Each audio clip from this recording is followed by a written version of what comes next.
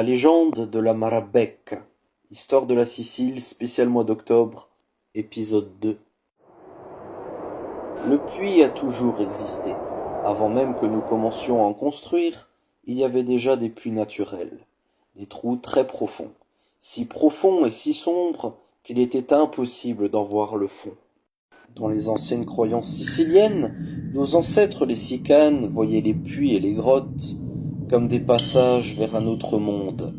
Les Sicanes pratiquaient la religion Amazigh, berbère, et d'après cette religion, les êtres humains sont originaires de l'Attala, le monde des dieux, le monde de l'envers, ou encore le monde des morts. Et à notre mort, c'est vers l'Attala que nous retournons. Là-bas, dans ce monde semblable au nôtre, mais différent à bien des égards, il existe des êtres et des créatures qui dépassent notre entendement. Pour nos ancêtres, le puits permettait à ces créatures de se rendre dans notre monde et nous apporter leurs bénédictions. Mais étaient-ce vraiment des bénédictions ? Lors des pleines lunes, des nouvelles lunes, ou encore lorsque nous approchons du jour des morts, durant les nuits d'octobre et de novembre, les deux mondes se rapprochent. Les esprits des ancêtres reviennent parmi nous. Mais avec eux, d'autres créatures entrent dans notre dimension.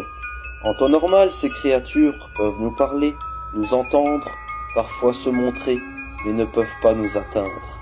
Mais durant cette période de l'année, elles peuvent se matérialiser. Au Moyen-Âge, on commença à hésiter à s'approcher des puits. On racontait qu'une créature bien étrange vivrait au fond des puits. La Marabecca, parfois considérée comme une ogresse, parfois comme une sorcière. Si vous vous promenez un soir de pleine lune et que vous apercevez une vieille femme près d'un puits, peut-être vous demandera-t-elle si vous voulez bien lui donner de l'eau. Dans la Bible, Jésus demanda à une Samaritaine si elle voulait bien lui donner à boire l'eau d'un puits. En ayant cette histoire en tête, ou par simple respect pour une vieille dame, bon nombre de gens acceptaient. Lorsque vous vous pencherez pour descendre le seau dans le puits, la vieille femme vous poussera et vous fera tomber. Une fois en bas, vous levez les yeux vers le ciel, et votre visage illuminé par la pleine lune devient blanc comme neige. Vous voyez la vieille femme se transformer en une créature amphibienne épouvantable, qui rampe lentement sur les parois pour descendre vous dévorer. Mais les victimes préférées de la Marabecca sont les enfants, car plus naïfs, plus dociles, elle se change en femme ou en petite fille avec des cheveux noirs qui recouvrent son visage, et nuit comme jour, durant les mois d'octobre et de novembre, elle partira à la recherche d'une nouvelle proie.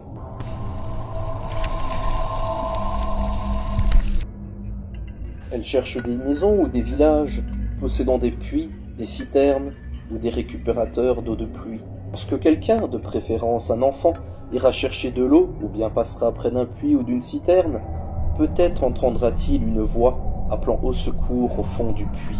Vous vous penchez pour regarder dans le puits, et deux mains saisissent votre cou pour vous emporter dans l'autre monde.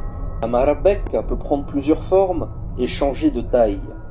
Depuis que nous avons accès à l'eau courante, à travers les canalisations et les égouts, la Marabecca peut circuler partout dans nos villes et nos villages. Maisons ou immeubles, du moment qu'il y a un accès à l'eau potable, la Marabecca trouvera toujours un accès.